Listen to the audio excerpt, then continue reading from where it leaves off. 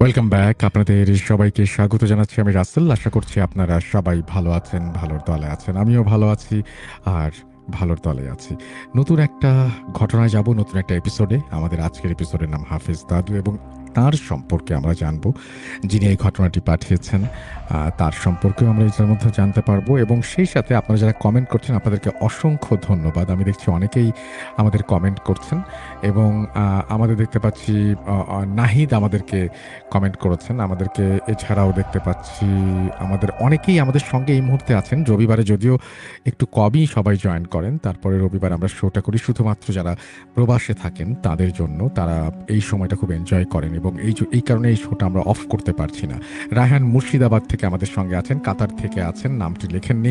ফয়সাল আছেন রাজশাহী জেলার দুর্গাপুর থানা থেকে। সাইফুল আছেন মোহাম্মদপুর থেকে আছেন, নাম লেখেননি। নারায়ণগঞ্জ থেকে আছেন, নাম লেখেননি। সিরাজগঞ্জ থেকে আশরাফুল ইসলাম আছেন। সবুজ আছেন নারায়ণগঞ্জ থেকে। এছাড়াও দেখতে পাচ্ছি গাইবান্ধা থেকে আছেন, সদুল্লাপুর থেকে, নামটা পড়তে পারলাম না। সাব্বির আছেন বগুড়া থেকে। লক্ষ্মীপুর থেকে সাবিকা আছেন ফ্রম ঢাকা। আজিজ আছেন আমাদের সঙ্গে। এছাড়াও আমি দেখতে পাচ্ছি যে ইতালি থেকে স্বাধীন আছেন।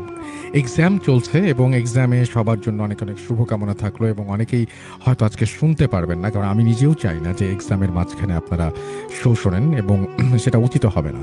তাহলে শো শোনা একদম সারা জীবনের জন্যই হয়তো বন্ধ হয়ে যেতে পারে। সো আমার মনে হয় যে এখন পড়াশোনাটার উপরে বেশি মনোযোগ দেওয়া উচিত। আপনারা যারা পরীক্ষার্থী তাদের সবার জন্য অনেক অনেক শুভকামনা রইল। আশা করছি খুব দ্রুতই আপনাদের সঙ্গে আবারও কথা হবে পরীক্ষার পর। আর পঞ্চগড় থেকে কে লিখছেন পড়তে পারলাম না। হবিগঞ্জ থেকে মুবিন আছেন আমাদের সঙ্গে। নরসিংদী থেকে আছেন আমাদের সঙ্গে। আচ্ছা, ময়মনসিং থেকে অনেকে নাম লিখছেন না, সুতরাং আমার মনে হচ্ছে কমেন্ট পড়ার this is not the right time. আমরা চলে যাব ঘটনার পরে আবারও ফিরে আসবো। সেই পর্যন্ত আশা করছি আমাদের সঙ্গেই থাকবেন। আমরা চলে যাচ্ছি আমাদের আজকের এপিসোডের প্রথম ঘটনায়। চলুন শুরু করা যাক। আজ আবার শুনতে পাচ্ছেন শব্দটা? ভয়ের আরেক নাম ভূত.com with Russell.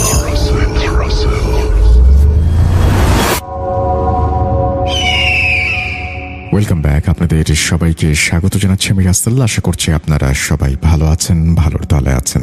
আমিও ভালো আছি আর ভালোর দলে আছি। নতুন একটা ঘটনায় যাবো, যেভাবে লেখা আছে আমি সেভাবেই পড়ে শোনাচ্ছি।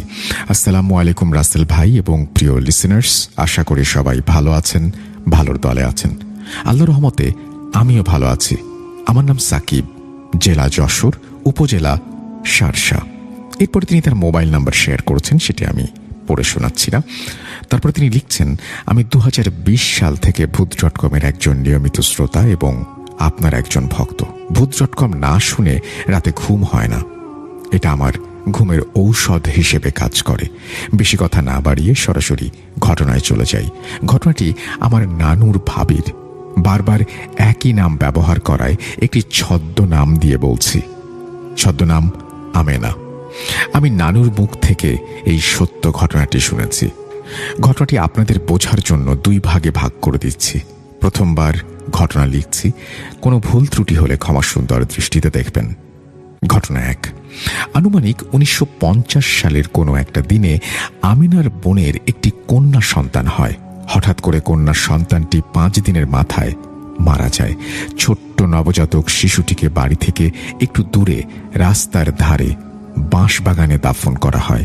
সেদিন রাতে আমেনা স্বপ্ন দেখেন সেই ছোট্ট শিশুটিকে 3টা পিশাচ ভয় দেখাচ্ছে।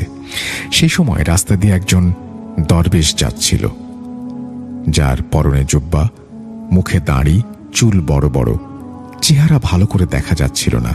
সে ওই ঘটনা দেখে দুষ্টু পিশাচদের তাড়িয়ে দেয় এবং বাচ্চাটিকে রক্ষা করে।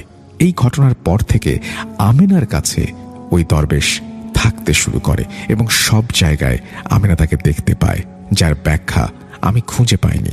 আপনারা যদি কেউ জানেন তাহলে আমাকে একটু জানাবেন। এই ঘটনাটি সে বাসায় জানায় এবং তার পরিবার তাকে একজন ভালো কবিরাজের কাছে নিয়ে যায়। কবিরাজ তাকে কয়েকটা তাবিজ দেন এবং বলেন সব ঠিক হয়ে যাবে। কিছুদিন পর আমেনা তাকে আবার সব জায়গায় দেখতে পান। দরবেশটি তাকে কোনো ক্ষতি না করায় এই সব ঘটনা তিনি পরিবারকে আর জানাননি। ঘটনা 2। ঘটনা 1-এ যা ঘটেছে তা সব নানুর ভাবি অর্থাৎ আমেনার বিয়ের আগে ঘটে যাওয়া ঘটনা। নানুর ভাবি অর্থাৎ আমিনার সাথে এমন ঘটনা চলমান থাকা অবস্থায় তার বিয়ে হয়ে যায়। বিয়ের বেশ কিছুদিন পরে তারা অর্থাৎ স্বামী স্ত্রী ঠিক করলো তারা কোনো এক আত্মীয়র বাসায় ঘুরতে যাবে। যেই ভাবা সেই কাজ, তারা আত্মীয়র বাসায় ঘুরতে চলে যায়। আত্মীয়র বাসার পাশে একটি নদী আছে, নদীর পাশে ধান, হলুদ আরো অনেক ফসলি জমি। একদিন দুপুরে খাওয়া শেষ করে তারা নদীতে ঘুরতে গেল। এক পর্যায়ে তারা হলদি বাগান দিয়ে হাঁটতে শুরু করলো। হঠাৎ করে আমিনার চোখ একটা হলুদ গাছের গোড়ার দিকে বিঁধে যায়। সে লক্ষ্য করে হলুদ গাছের গোড়ায় বেশ বড় একটা স্বর্ণের আংটি। অতঃপর সে আংটিটা মাটি থেকে তোলে এবং স্বামীকে দেখায়। তার স্বামী এটাকে অকার্যকর ভেবে নদীতে ফেলে দেয়, কিন্তু আমিনা আংটিটা আবার তোলে এবং স্বামী আবার সেটাকে ফেলে দেয়। তৃতীয়বার সেটাকে তোলে এবং তার কাছে রেখে দেয়। এই বিষয়টা সে স্বামীর কাছে আড়াল করে।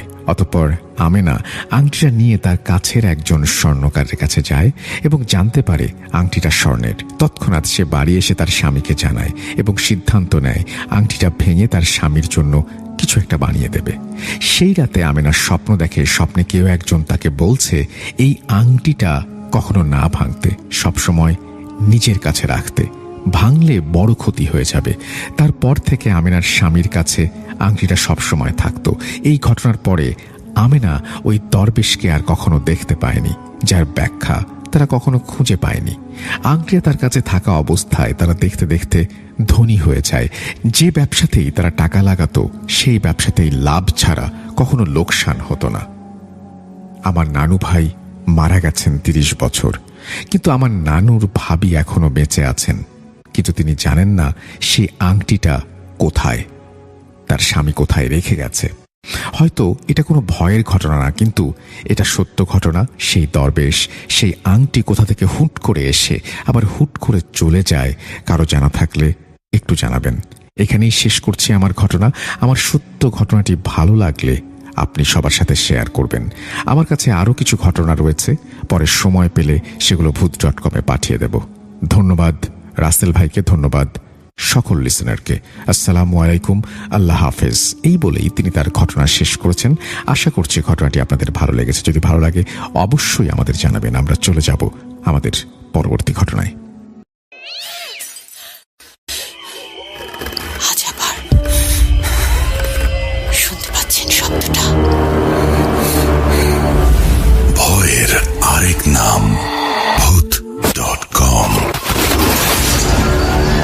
with Russell.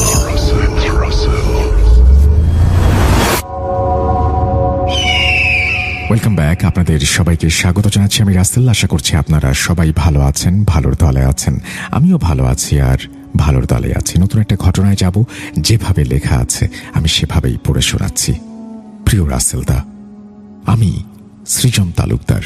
আমার বাড়ি নর্থ বেঙ্গলের আলিপুরদুয়ারে। আমি পেশায় একজন ফটোগ্রাফার।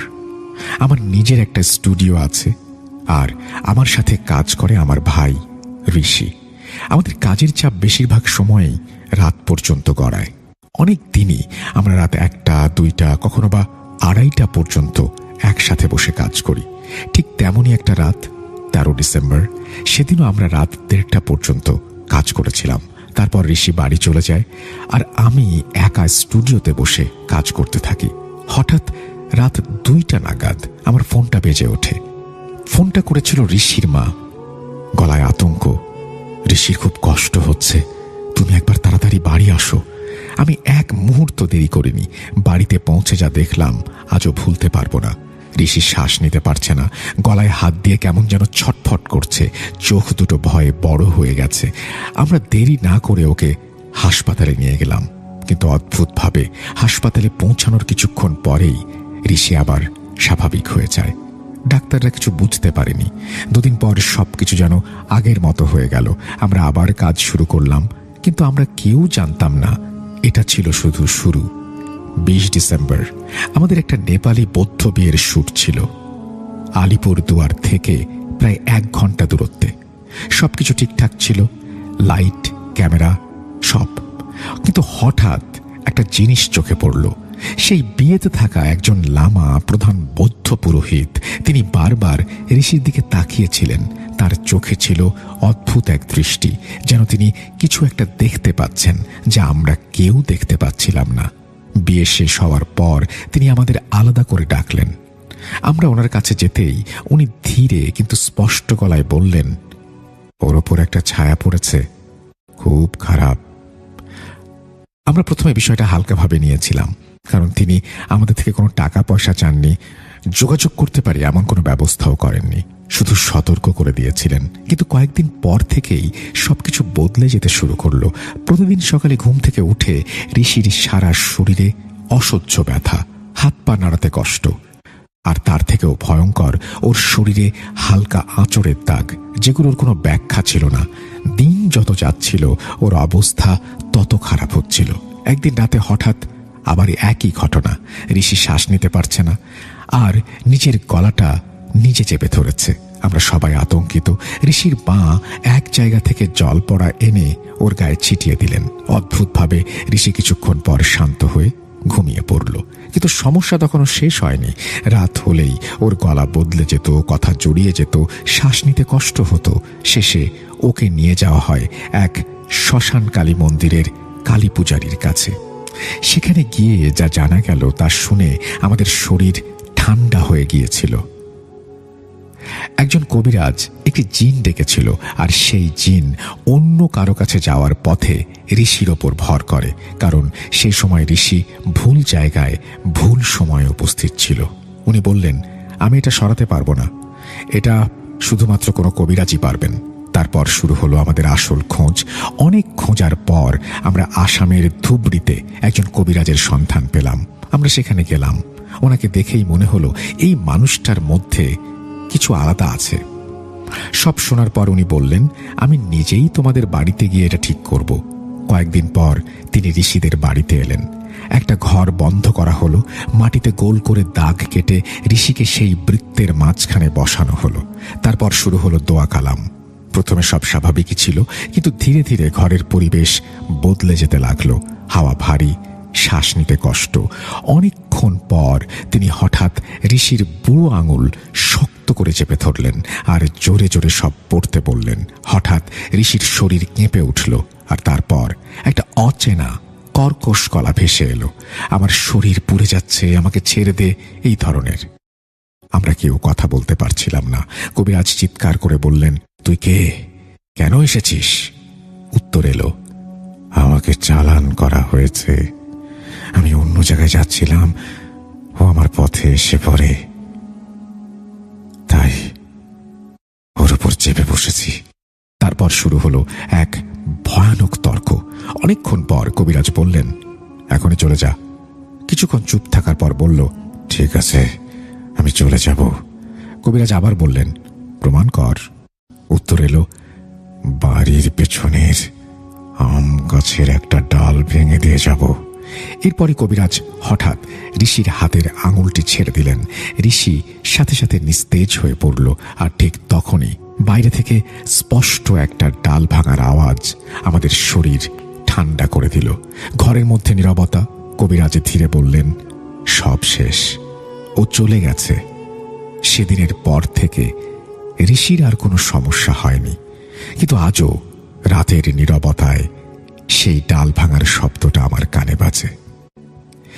এই বলেই তিনি তার ঘটনা শেষ করেছেন। খুবই চমৎকার একটি ঘটনা। আশা করছি এই ঘটনাটি আপনাদের ভালো লেগেছে, আর আমি চাই যে আপনারা যারা লিখছেন আরো বেশি করে পাঠান আমাদেরকে ঘটনা। আমাদের ইমেল অ্যাড্রেস হচ্ছে russell.booth.com@gmail.com। আপনাদের ঘটনার অপেক্ষায় থাকবো। আমরা চলে যাচ্ছি আমাদের পরবর্তী ঘটনায়।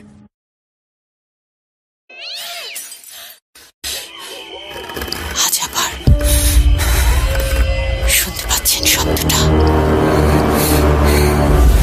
ভয়ের আরেক নাম booth.com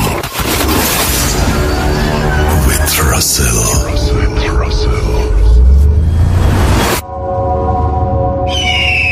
ওয়েলকাম ব্যাক। আপনাদের সবাইকে স্বাগত জানাচ্ছি আমি রাসেল। আশা করছি আপনারা সবাই ভালো আছেন, ভালোর তলে আছেন। আমিও ভালো আছি আর ভালোর তলে আছি। নতুন একটা ঘটনায় যাব, যেভাবে লেখা আছে আমি সেভাবেই পড়ে শোনাচ্ছি। আসসালামু আলাইকুম রাসেল ভাই, আপনি যেহেতু সবসময় ভালোর দলেই থাকেন, তাই আজও ধরে নিলাম যে আপনি ভালো আছেন। রাসেল ভাই, আমি ভূত FM এর একজন কনসিস্টেন্ট লিসেনার ছিলাম 2015 থেকে 2019 সাল পর্যন্ত। বলতে পারেন ভূত এফএমটা ছিল আমার ছোটবেলার এক প্রকার আসক্তি। তারপর বিভিন্ন কাজের চাপের কারণে আর শোনা হয়ে ওঠেনি। আমিও কলেজে উঠলাম, হঠাৎ করে অনেক বড় হয়ে গেলাম, হারিয়ে গেল শৈশব। এখনো যেন আমার শৈশবটাকে আমি হারিয়ে খুঁজি। যাই হোক, আর কথা বাড়াবো না। এটাই আমার প্রথম ঘটনা। আমি আবেদন করি আমার ভুল ত্রুটিগুলো যেন ক্ষমা সুন্দর দৃষ্টিতে দেখেন। আমি শাওন, আমার বাসা সাতক্ষীরা জেলার তালা উপজেলার পাটকেলঘাটা থানায়। সালটা 2021। তখন সবে করোনার ধাক্কা কাটিয়ে আমরা শিক্ষা জীবনে আবারও ফিরতে শুরু করেছি। আমি ওই বছরই এসএসসি পরীক্ষা দিয়েছিলাম। স্কুল খুলে দেওয়ার পরে আমাদের এসএসসির ডেট দেওয়া হয় নভেম্বরে, মাসটা ছিল অক্টোবর। যদিও আমাদের শর্ট সিলেবাসে পরীক্ষা দেওয়ার কথা ছিল এবং সাবজেক্ট কমিয়ে দেওয়া হয়েছিল, তারপরেও 1.5 বছর ঠিকমতো পড়ালেখা না করার কারণে হঠাৎ করেই পড়ার চাপ এসে পড়ল। যেহেতু আমি সায়েন্সের স্টুডেন্ট ছিলাম, সেহেতু বুঝতেই পারছেন যে একটু পড়া লাগতো। তো এই কারণেই আমি রাত জেগে পড়তাম। রাসেল ভাই, আমার আরেকটা অভ্যাস ছিল, আমি সন্ধ্যা থেকে একটু পড়ে খুব দ্রুত আমার রাতের খাবার সেরে নিয়ে ঘুমিয়ে পড়তাম। তারপর 11:30টার দিকে ঘুম থেকে উঠে অজু করে এশার নামাজ পড়ে ওই অজু অবস্থাতেই পড়তে বসতাম এবং সেই অজুতে তাহাজ্জুদের নামাজ পড়ে ঘুমানোর চেষ্টা করতাম। ঘটনার দিনও এর ব্যতিক্রম হলো না। আমি যথা নিয়মেই 11:30টার সময় উঠে অজু করে নামাজ পড়তে বসলাম। ঘটনা যখন প্রথম টের পাই তখন ঘড়ির কাঁটায় রাত 2:10। এক্ষেত্রে বলে রাখা ভালো, আমাদের বাড়িটা বাজারের ওপরে 3 বিঘা জমি নিয়ে, এবং আমাদের বাড়িটা ছিল ফ্রন্ট সাইডে, এবং প্রায় 1.5 বিঘার মতো আমাদের পেছনের পাশে একটা বাগান ছিল, এবং বাগানের শেষ মাথায় ছিল একটা বাঁশঝাড়। এবং আমার রুমের ব্যালকনিতে দাঁড়ালে আমাদের সামনের সীমানা প্রাচীরের ওপাশে কবরস্থান দেখা যেত, যেটা আমাদের একদম সীমানার গা লাগোয়া। ঘটনায় ফেরা যাক। ওই দিন আমি পড়ছিলাম, তখন রাতে 2:10 বা 15 এরকম হবে। চারিদিকে নিস্তব্ধ রাত, শীত শীত একটা আমেজ এসে পড়েছে। আপনি জানেন যে গ্রামের দিকে শীত একটু আগে ভাগে আসে। ওই মুহূর্তেই নিস্তব্ধতাকে একদম ছিন্ন বিচ্ছিন্ন করে দিয়ে আমি দূর থেকে একটা কুকুরের ডাকের আওয়াজ পাই। যদিও বা আওয়াজটা একটু দূরে ছিল এবং আন্দাজ করলাম যে এটা আমাদের জমির একদম শেষ সীমানায় বাঁশঝাড়ের আশেপাশে হতে পারে। তারপরও এই আওয়াজে আমি একটু কেঁপে উঠলাম। ম্যাথ করতে থাকলাম আবারও মনোযোগ দিয়ে। দ্বিতীয়বার কুকুরটা আবার ডাকলো। এবার আওয়াজটা আরো স্পষ্ট এবং খুব কাছে মনে হলো। আন্দাজ করলাম যে আমাদের বাসা ও বাগানের সীমানার ঠিক কাছে এসে ডাক দিয়েছে। এবার এতটা খেয়াল করলাম না। আমি আবারও মনোযোগ দিয়ে আমার কাজ করতে থাকলাম। তারপর আবারও সব চুপচাপ।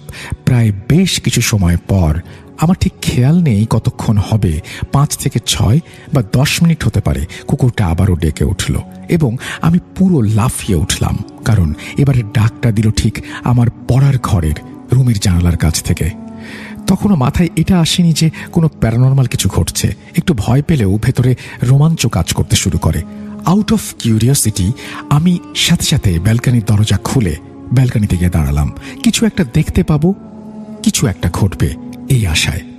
ঠিক সেই মুহূর্তে দাঁড়ানোর সাথে সাথে একটা গরম হাওয়া আমার পুরো শরীর কান পর্যন্ত স্পর্শ করে বেরিয়ে গেল। আমি পুরো হতবাক হয়ে দাঁড়িয়ে গেলাম ব্যালকনিতে। আমি সর্বশক্তি দিয়ে ওই মুহূর্তে যেন এক পাও নড়তে পারছিলাম না। আমি ব্যালকনি থেকে যে ঘরের ভেতরে আসবো সেই শক্তিটুকুও অবশিষ্ট নেই।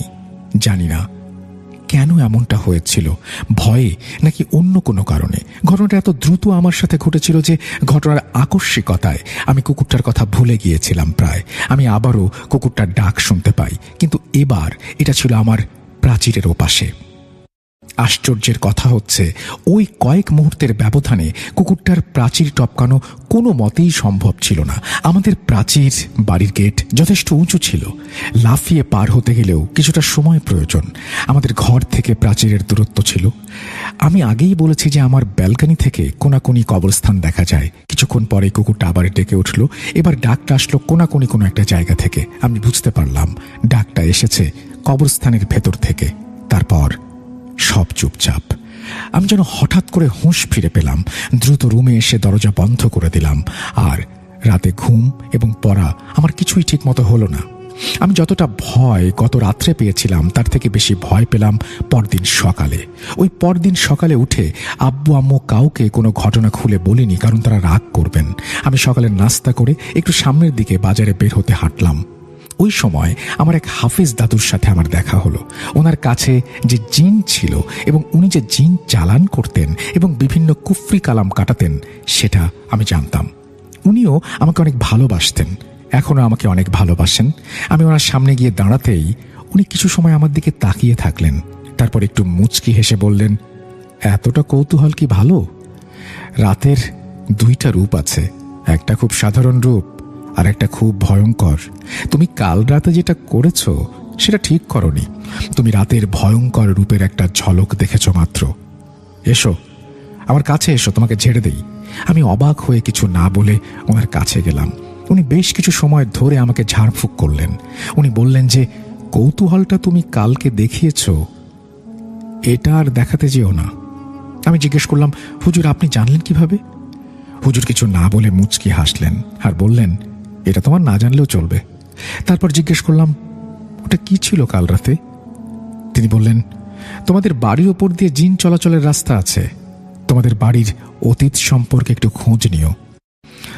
আমি আমার বাড়ির সম্পর্কে আগে থেকেই জানি। আমাদের বাড়িটা 1980 সালে নেওয়া। যুদ্ধ পরবর্তী ওই এলাকায় গুটি কয়েক যে কয়জন মানুষ জমি কিনে বাড়ি করেছিলেন, আমার দাদা তার মধ্যে একজন। আমাদের বাড়ির যে অংশে আজও বাঁশঝাড় এবং শেষ সীমানা, একসময় সেখানে তন্ত্র সাধনা চলত বলে আমি শুনেছি। দাদা আসার আগে, বেশ আগে, তান্ত্রিকরা ওখান থেকে চলে যায় এবং এটাও কথিত আছে যে একসময় ওখান থেকে দুটো মানুষের মাথার খুলিও পাওয়া গিয়েছিল। রাসেল ভাই, এই ছিল ঘটনা। আমার কাছে এরকম ঘটনা আরও আছে। আমার নিজের সাথে ঘটে যাওয়া, আমার কাকুর সাথে ঘটা অনেক ঘটনা। আমাদের বাড়ি রিলেটেড আরও বেশ কিছু ঘটনাও আছে। আমি আজকের ঘটনা যদি সিলেক্টেড হয় তাহলে আরও ঘটনা পাঠাবো। আর কাইন্ডলি যদি সিলেক্টেড হয় আমাকে একটু ইমেইল করে জানাবেন ঘটনাটা প্রচার করা হয়েছে। ধন্যবাদ। এই বলেই তিনি তার লেখা শেষ করেছেন। শাওন, আপনাকে ধন্যবাদ চমৎকার এই ঘটনাটি আমাদেরকে পাঠানোর জন্য। আশা করছি আপনি ভালো আছেন। অনেকদিন পরে আপনার এই ঘটনাটা পড়লাম।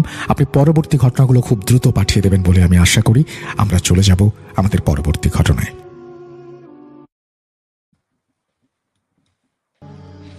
Welcome back. আপনাদের সবাইকে স্বাগত জানাচ্ছি আমি রাসেল। আশা করছি আপনারা সবাই ভালো আছেন, ভালোর দলে আছেন। আমিও ভালো আছি আর ভালোর দলে আছি। একটা চমৎকার ঘটনা শুনলাম। আজকের এপিসোডটি ছোটই রাখছি, অনেক মানুষ আজকে যুক্ত হননি যদিও। আচ্ছা ভাই, আগের মিউজিকটি বেটার ছিল। ভাইয়া, এটা আগের মিউজিক, আপনি পাশাপাশি দুটো শুনলে একটু বুঝতে পারবেন।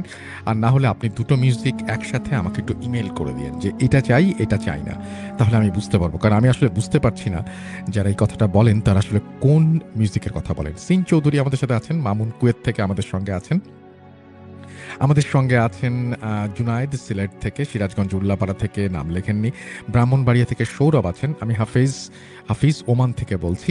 ওকে, আপনাকে ধন্যবাদ আমাদের সঙ্গে থাকার জন্য। ইব্রাহিম পুরান ঢাকা থেকে আমাদের সঙ্গে আছেন।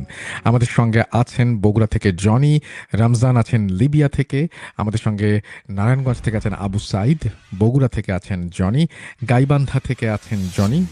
জনি নামটা দেখছি বেশ কমন এখন, মানে আজকের শোয়ের জন্য। পাকশি থেকে আছেন শাওন, চাঁপাইনবাবগঞ্জ থেকে আছেন দুবাইল, আমাদের মালয়েশিয়া থেকে আছেন শামীম, আমাদের সঙ্গে আছেন তাওহিদ ঢাকা থেকে, দেলোয়ার আমাদের সঙ্গে আছেন, সাব্বির বগুড়া আদমজি থেকে আছেন, নাটোর থেকে আছেন আব্দুর রহিম, আমাদের সঙ্গে মেহেদি আছেন, আমাদের সঙ্গে আছেন দিনাজপুর থেকে রাকিব, মেহেদিপুর থেকে গাজীপুর থেকে আমাদের সঙ্গে আছেন সাজ্জাদ, সুজন আছেন আমাদের সঙ্গে, কাজী মামুন আছেন দুবাই থেকে, রাজশাহী তানোর থেকে আছেন মিনহাজ।